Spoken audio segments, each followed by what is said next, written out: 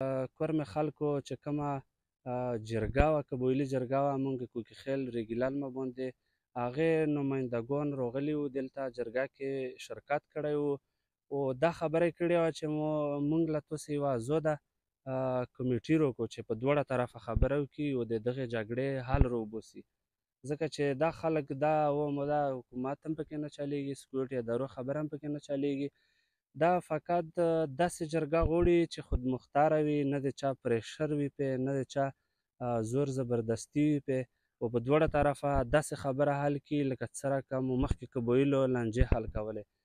خو باید د اوسه پورې د هغې جرګې ورکولو یعنې ویرې کړه جرګه ویرې نه کړه، نو څه کومه خبره پې نه و شوې، نه داسې کوم مثبت بدلون یې راوستو.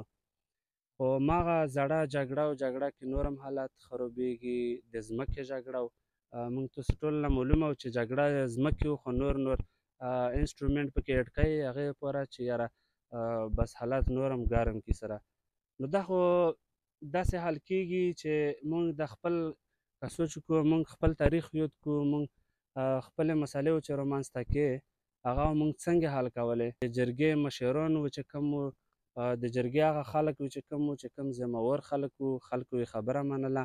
خلکو ته کنوینس کېل، هغو پکې رول ولوبولو، نو بیا مسله اوره شوه. نو هماغه قبایل دي، هماغه پښتانه دي، نور څه دومره هغه پکې نه وو راغلي چې ووایي چې یاره دومره ډېر وخت پکې تېر دی یا نور قومونه پکې راننوتلي، همدا پښتانه دي، همدغه خلک دي، همدغه یې مشران دي، خو بس فقط چې لږ د خپلو ذاتي لاسته راوړنو نه کلور شي او صحیح نیت په صفا زړه د امن د راوستو لپاره کار وکړي،